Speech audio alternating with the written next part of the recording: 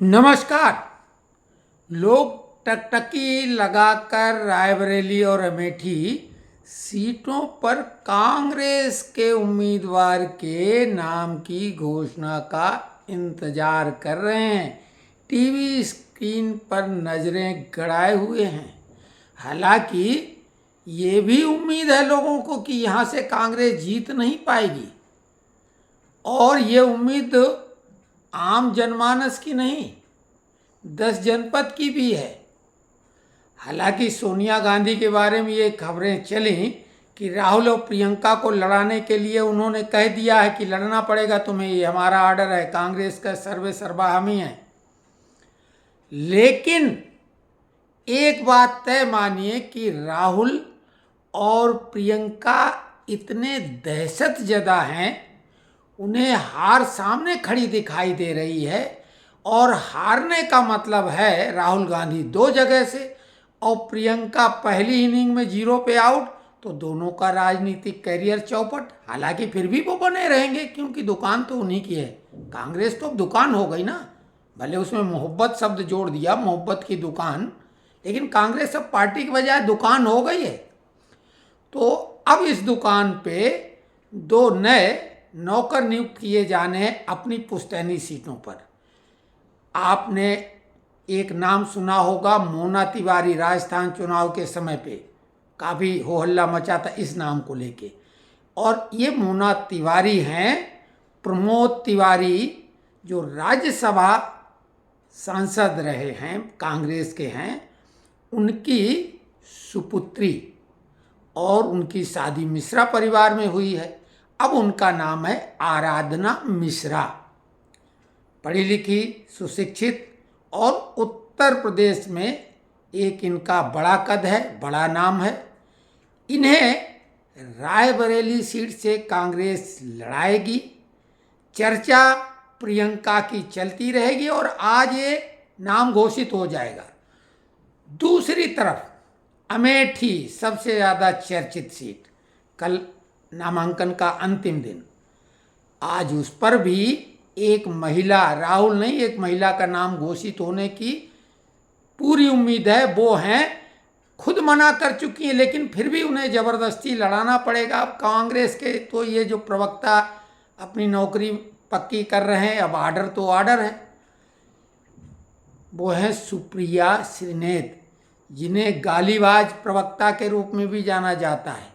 ये कांग्रेस की राष्ट्रीय प्रवक्ता हैं। टीवी पर इनको लगभग प्रतिदिन आप देखते हैं। पेशे से ये पत्रकार रही हैं, पिछला चुनाव लड़ी थी, जमानत नहीं बचा पाई थी, और उम्मीद इस बार है कि संभवतः जमानत बचा लें क्योंकि सपा का भी समर्थन है। बस इतना ही हो सकता है। तो संभावित हार को देखते हुए राहुल और प्रियंका खबरों में बने रहकर यू टर्न बिल्कुल सफाई से लेंगे, क्यों खबरें ऐसी चलाई जा रही हैं कि सोनिया ने आदेश दे दिया, कांग्रेस भी चाहते हैं, वहाँ के वर्कर भी चाहते हैं, लेकिन वो अब राहुल गांधी मान गए हैं और वो नामांकन भरेंगे। लेकिन आन मौके पे कन्नी काट जाएंगे और खबर ये चलाई जाएगी कि नहीं, गांधी परिवार के 3 लोग अब नहीं एक साथ राजनीति में रहेंगे, और बड़ी कुर्बानी करते हुए अपने कार्यकर्ताओं को लड़ा रहे हैं। और ये खबर चलाई भी जा रही थी दाएं बाएं से कि वहाँ तो इतनी अच्छी है, लेकिन वो कांग्रेस के बजाय सपा के लोग कह रहे थे कि वहाँ की स्थिति तो इतनी अच्छी कि साधारण से साधारण कार्यकर्ता को अमेठी रायबरेली से अगर कांग्रेस खड़ा करती है तो सपा उसको जिता ले जाएगी, हमारा साधारण कार्यकर्ता भी काफ़ी है।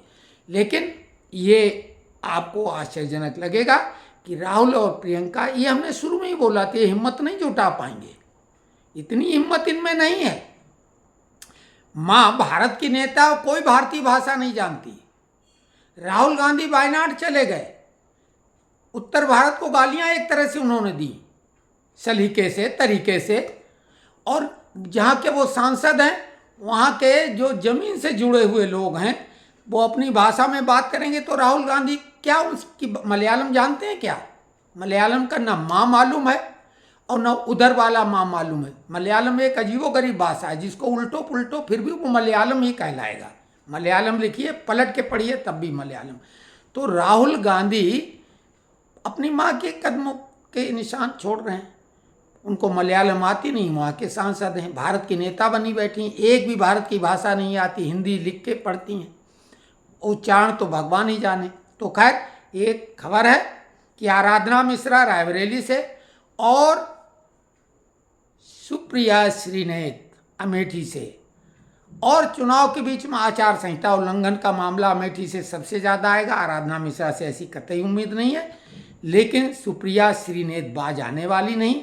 हो सकता वो इस हद तक चली जाएं कि चुनाव लड़ने से उन्हें रोकना पड़ जाए, क्योंकि सुप्रिया श्रीनेत में ये काबिलियत है कि वो नामांकन तो सही भरेंगी, नामांकन उनका नहीं खारिज होगा, लेकिन वो चुनाव आयोग पर ठीकराबाद में फोड़ेंगी। चुनाव आयोग हो सकता मजबूर हो जाए कि पहली बार भारतीय इतिहास में किसी कैंडिडेट का कैंडिडेचर उसके अपशब्दों को लेकर खारिज किया गया हो।